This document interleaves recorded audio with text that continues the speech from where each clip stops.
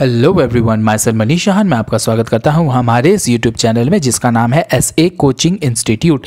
आज ये हमारा पार्ट नंबर 3 रहने वाला है। हमारा चैप्टर चल रहा था थियोरी ऑफ डिमांड। उस थियोरी ऑफ डिमांड का ये पार्ट नंबर 3 है। पार्ट नंबर 1 और पार्ट नंबर 2 ऑलरेडी मैं यूट्यूब में अपलोड कर चुका हूं, जिसके रिगार्डिंग मैं आपको इन्फॉर्मेशन ऊपर आई बटन में दे दूंगा। उसके अलावा नीचे डिस्क्रिप्शन बॉक्स में भी उसकी इन्फॉर्मेशन या उसका लिंक मैं आपको प्रोवाइड कर दूंगा। तो आज का हमारा ये पार्ट नंबर 3 में हमें क्या करना है, आज मैं आपको इसमें गिवन गुड्स के बारे में बताऊंगा। जैसा मैंने पार्ट नंबर 2 में बोला था कि मैंने गिवन गुड्स के बारे में वहां पे एक्सप्लेन नहीं करा था। मैंने बोला था मैं इसके अलग से एक वीडियो लेके आऊंगा, तो मैं एक अलग से वीडियो आप लोगों के लिए लेके आ चुका हूं, जिसमें हम लोग आज गिवन गुड्स के बारे में अच्छे से सारी की सारी चीजें समझेंगे। तो जिन लोगों ने पहले वो वीडियो नहीं देखी है, फर्स्ट और सेकंड पार्ट, वो जाके सबसे पहले वो वीडियो देखें, उसके बाद आप ये वाली वीडियो को कंटिन्यू कर सकते हैं। तो चलिए, without any much delay, let's roll the intro and start the video.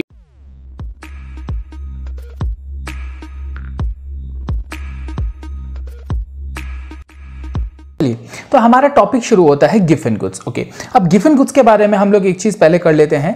Last lecture में मैंने आपको exceptions to the law of demand बताए थे। Exception to the law of demand में हमने गिवन गुड्स वहां पे स्किप कर दिया था। मैंने कहा था मैं आपके लिए अलग से एक वीडियो लेके आऊंगा जो हम लोग अब कर रहे हैं उसके बारे में। Exceptions to the law of demand का मतलब होता था ऐसे ऐसे पॉइंट्स जो लॉ ऑफ डिमांड को फॉलो नहीं करते हैं। मतलब होता क्या है, जब कमोडिटी के प्राइसेस बढ़ते हैं तो सर उसकी डिमांड रिड्यूस हो जाती है, और अगर कमोडिटी के प्राइसेस रिड्यूस होते हैं तो उसकी डिमांड इंक्रीज हो जाती है। This is known as the law of demand. यही हमारा लॉ ऑफ डिमांड है। पर गिवन गुड हमारा एक ऐसा पॉइंट है जो इस लॉ ऑफ डिमांड को फॉलो नहीं करेगा। मतलब देखेंगे क्या होगा, कहने का मतलब है कि सर अगर प्राइसेस बढ़ रहे होंगे तो क्या पता डिमांड बढ़ रही हो, या जैसा भी इस तरीके का कुछ कंडीशन बनेगा। सिंपल कहने का मतलब है लॉ ऑफ डिमांड हमारी उसमें फॉलो नहीं हो पाती है। चलिए, तो अब इसको समझना शुरू करते हैं। सबसे पहले हम लोग इसको समझने के लिए हम लोग एक एग्जांपल की हेल्प लेंगे। धीरे धीरे करके मैं इसको आगे बढ़ाऊंगा और फिर जाके हम लोग कुछ नोट्स छोटे से बना रखे हैं हमने, हम उसके बारे में डिस्कशन करेंगे। ठीक है, तो सबसे पहले हम बात करते हैं सर 19th सेंचुरी में एक इकोनॉमिस्ट थे sir Robert Giffen, British economist थे। उन्होंने कुछ चीज ऑब्जर्व करी।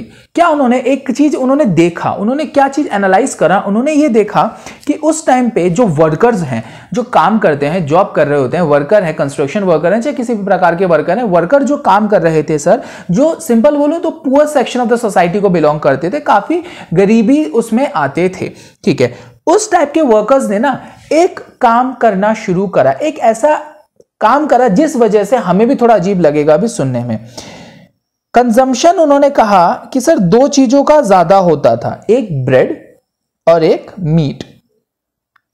अब हमें पता है सर ब्रेड कंपैरेटिवली चीपर होता है as compare to the meat, तो इसी वजह से हमने इसको बोल दिया कि सर ब्रेड है हमारा काइंड ऑफ इंफीरियर, और वेयर एज हमारा मीट क्या है सर लग्जरी या फिर सुपीरियर टाइप का प्रोडक्ट है। ओके, अब सवाल यह आता है कि सर रॉबर्ट गिफन ने उसमें देखा क्या था। चलिए, जैसे जैसे ब्रेड के प्राइसेस इंक्रीज हो रहे थे वैसे वैसे लोग ब्रेड की, लोग नहीं वो जो वर्कर थे, वो वर्कर सर ब्रेड की डिमांड भी इंक्रीज करते हुए जा रहे थे। जैसे जैसे प्राइसेस बढ़ रहे थे वैसे वैसे ब्रेड की डिमांड भी इंक्रीज हो रही थी। ठीक है, ये चीज उन्होंने देखा जो उन्हें अजीब लगा। अब जरा हम थोड़ा सा इसको अपने इंडियन भाषा में लेके आ जाते हैं, थोड़ा सिंपल समझाने की कोशिश करते हैं। सपोज अगर मैं आपको कहूं ब्रेड का प्राइस 35 रुपीज पर पैकेट है और मीट का प्राइस सपोज मान लेते हैं हम लोग 200 रुपीज पर केजी है। ठीक है, अब ब्रेड के प्राइस के साथ क्या हुआ, अगर मैं कहूं कि ब्रेड का प्राइस बढ़ के 45 रुपए पर पैकेट हो गया सपोज, और पता है मीट का प्राइस घट गया, मीट का प्राइस रिड्यूस हो गया, सपोज अगर हम कह लेते हैं 150 रुपीज पर केजी हो जाएगा। तो मेरा सिंपल सा सवाल आता है, आप एज अ कंज्यूमर या उन वर्कर्स ने क्या करा होगा। उन्होंने ये करा कि सर देखो ब्रेड का प्राइस अभी महंगा हो गया है, बिल्कुल सर, ब्रेड 35 से 45 हो गई, प्राइस बढ़ गया, लेकिन उन्होंने अभी भी ब्रेड की डिमांड ज्यादा करी। क्यों करी ज्यादा? क्योंकि उन्होंने कहा कंपैरेटिवली अभी भी मीट उससे सस्ता है। सॉरी मीट हमारा उससे महंगा हो जाता है कंपैरेटिवली। अगर आप देखेंगे तो वो क्या कहना चाह रहे हैं, दोबारा से समझते हैं। जैसे जैसे ब्रेड का प्राइस बढ़ गया, सर 35 से 45 हो गया ब्रेड का प्राइस, बिल्कुल महंगा हो गया है, तभी भी लोगों ने ब्रेड की डिमांड ज्यादा करी, क्योंकि उन्होंने कहा कि सर देखो ब्रेड हमें अभी भी सस्ती लग रही है। मीट का sir even though prices reduce हो गया है, लेकिन अभी भी सर मीट हमारे लिए महंगा है, जिस वजह से उन्होंने क्या कर दिया था, ब्रेड का कंजम्पशन इंक्रीज कर दिया था। तो ब्रेड के प्राइसेस बढ़े और ब्रेड की डिमांड भी इंक्रीज हो चुकी थी। यह हमारा एक छोटा सा कारण था जिस वजह से उन लोगों ने ब्रेड के कंजम्पशन के साथ प्राइसेस इंक्रीज होने पे ब्रेड का कंजम्पशन बढ़ा दिया था। ठीक है, देखो ना एक बारी को, अगर सिर्फ ब्रेड का प्राइस कितने से बढ़ा, 10 रुपीज से, इवन दो सर ये 50 रुपीज से घटा, लेकिन तभी भी लोगों ने ब्रेड का ही कंजम्पशन ज्यादा किया था। चलिए, तो इसी वजह से हमने कहा कि सर लोगों ने ब्रेड खाना ज्यादा कंजम्पशन शुरू करा।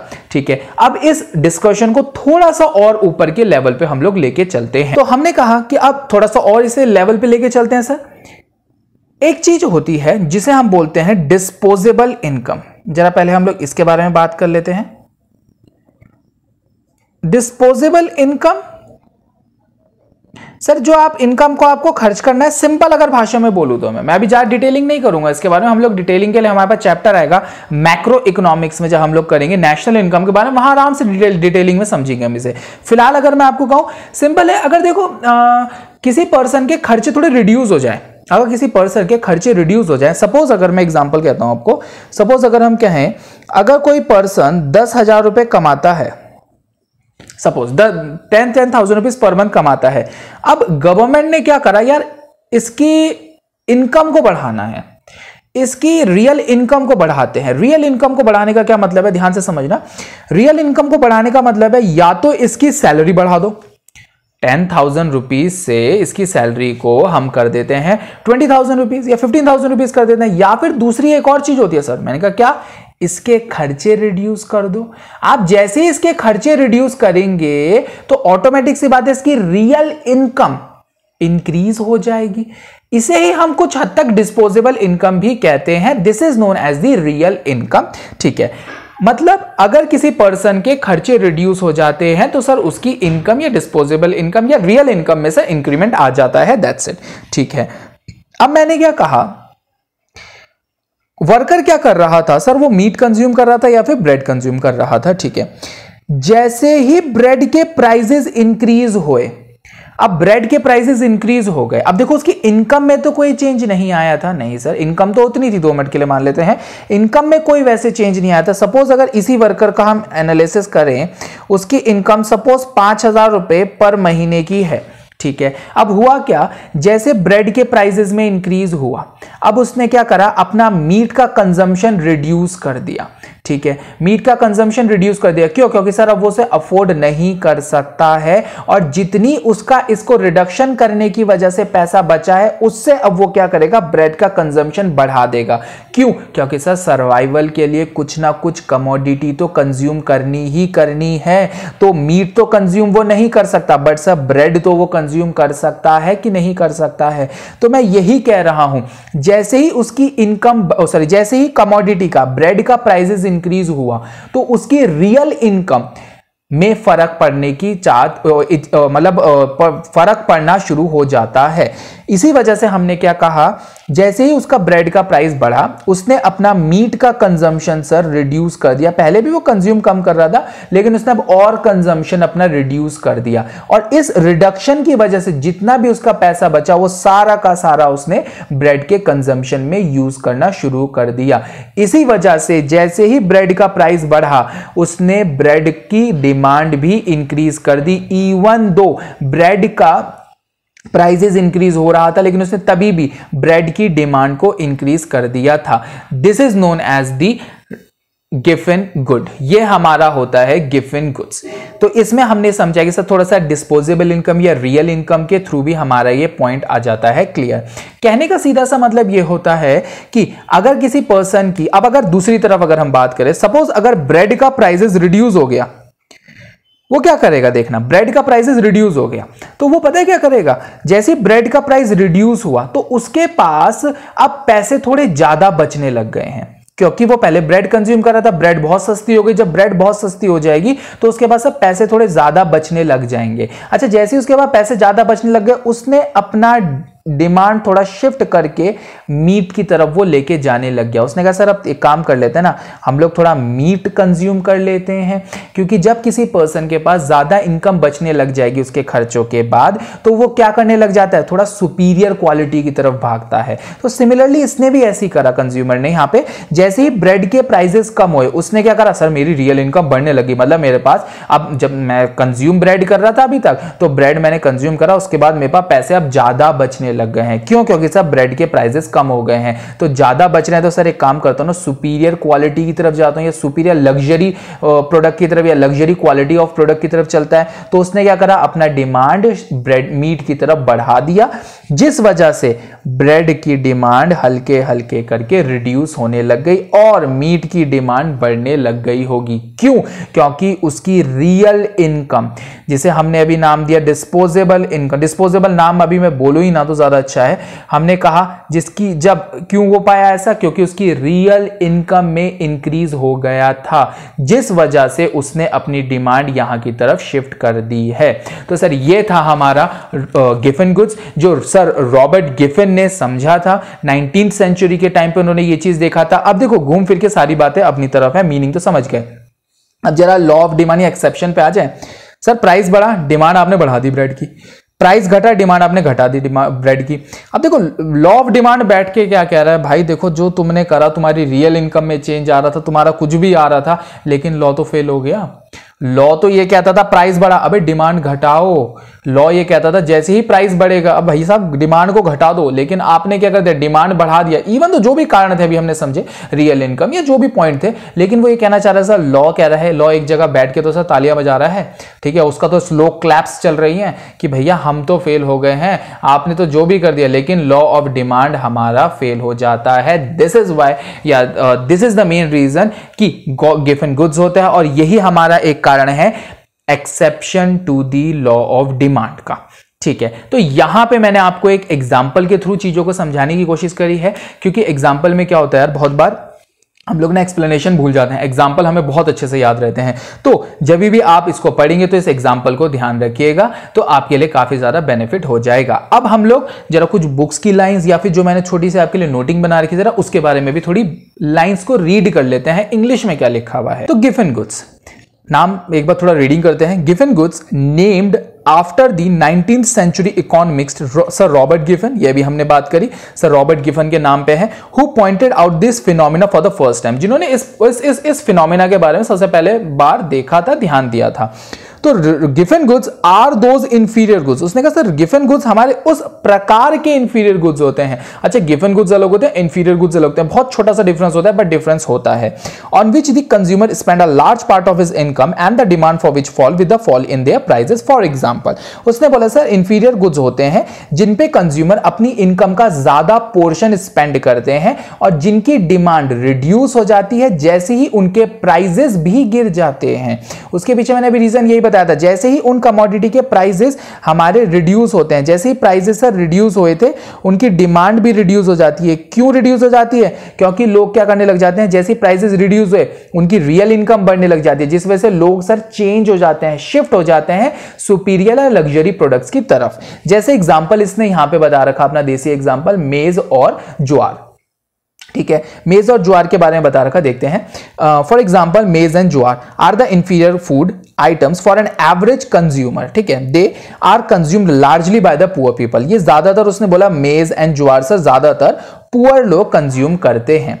As the prices of the maize fall, जैसे ही मेज का प्राइसेस रिड्यूस होगा, जैसे ही मेज का प्राइसेस रिड्यूस होगा, ठीक है, तो एक बार सोचना, ये जो पुअर लोग हैं उनको क्या लगा, उनकी रियल इनकम बढ़ने लग गई।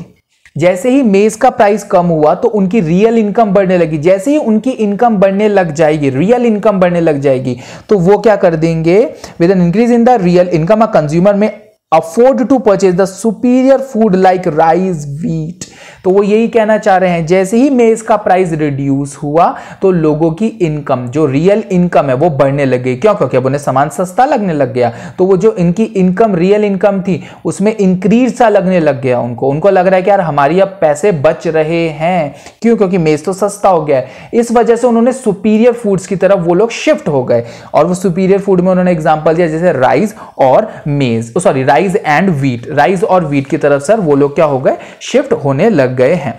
ओके, अब थोड़ा सा आगे की लाइन समझते हैं इसका। Since there is a limit to the intake of the food, an increase in the demand for wheat or rice would lead to the smaller quantity demanded for the maize। तो वो यही चीज कहना चाह रहे हैं, जैसे ही आपने अभी यहां बात हुई मेज के प्राइसेस रिड्यूस हुए थे तो लोग कहां शिफ्ट हो गए, राइस और व्हीट की तरफ शिफ्ट हो गए। जिस वजह से आप मेज को कम कंज्यूम कर रहे हो तो ऑटोमेटिक से आप क्या करने लग जाओगे, मेज की डिमांड को भी रिड्यूस करने लग जाओगे। Similarly if the prices of the inferior food item या इंफीरियर फूड राइजेस, जैसे ही अगर मैं सपोज कहूं मेज के प्राइसेस बढ़ जाते हैं तो आप क्या करोगे, मतलब वो कंज्यूमर क्या करेगा, poor consumer will be forced to spend more on the purchase of these food. अब उसके पास ऑप्शन नहीं है क्योंकि ये ही महंगा हो गया है, जिस वजह से वो क्या करता है, अपना ज्यादा इनकम का जो पार्ट था वो इसको कंज्यूम करने में लगा देता है। ऐसा क्यों?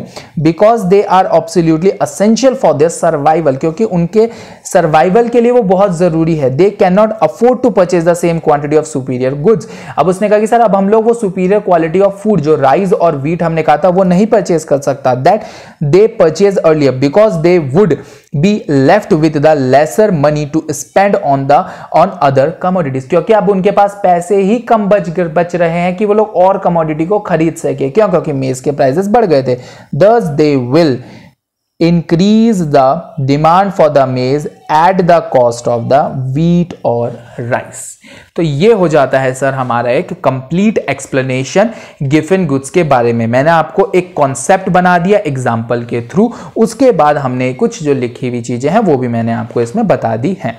ठीक है, तो यहां पे हो जाता है सर ये हमारा पॉइंट कंप्लीट, ये हो जाता है हमारा यहाँ पे कंप्लीट। तो अगर आपको ये वीडियो पसंद आई होगी, क्योंकि इस वीडियो में मैं सिर्फ और सिर्फ एक ही टॉपिक समझाना था मुझे गिवन गुड्स के बारे में, तो इसे पसंद आई है तो सर वीडियो को लाइक कीजिएगा, चैनल को सब्सक्राइब कीजिएगा, इसके चैनल को जरूर सब्सक्राइब कर लीजिएगा क्योंकि इसके रिगार्डिंग और भी बहुत सारे चैप्टर्स में अभी अपलोड करने वाला हूं। धीरे धीरे करके हमारे सारे के सारे पूरी की पूरी बुक सर अपलोड होगी पूरी की पूरी। उसके अलावा अकाउंट्स के बहुत सारे लेक्चर्स ऑलरेडी हम अपलोड कर चुके हैं, तो जाके उनको भी एक्सेस कीजिएगा, उनको भी देखिए, बहुत ज्यादा अच्छा रहेगा। काफी ज्यादा प्रैक्टिकल अप्रोच के साथ मैंने एक एक चीज को समझा रखा है। कुछ क्वेश्चंस भी हमने उसमें अकाउंट्स में भी की वीडियोस में भी हम लोग सॉल्व कर चुके हैं, और भी धीरे धीरे करके उसमें अब एडमिशन ऑफ अ पार्टनर की वीडियोस में धीरे धीरे करके अपलोड कर रहा हूं।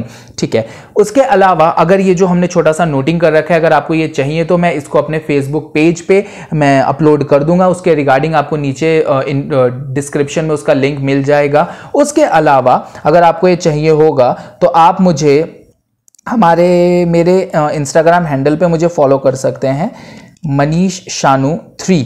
ठीक है, मनीष शानू 3 पे आप मुझे इंस्टाग्राम पे फॉलो कर सकते हैं। कोई प्रॉब्लम होती है तो उसके रिगार्डिंग आप मुझसे वहां पे क्वेश्चन पूछ सकते हैं। कोई चीज समझ में नहीं आई हो तो डायरेक्टली आप मुझे वहां मैसेज कर सकते हैं, मैं डेफिनेटली उसका आंसर दूंगा। उसके अलावा जो आपको इस वीडियो में पसंद आया हो जरूर से नीचे कमेंट जरूर कीजिएगा, और अगर कोई चीज पसंद नहीं आई थी या कोई चीज आपको लगती है कि इंप्रूवमेंट की जरूरत है तो बी माई क्रिटिक्स मुझे बताइए, ताकि मैं नेक्स्ट वीडियो में इससे अच्छा इंप्रूव्ड वर्जन या इससे अच्छा इंप्रूव क्वालिटी आपको प्रोवाइड कर सकता हूं। ठीक है, तो फिलहाल के लिए thanks for watching this video, bye bye, Tata.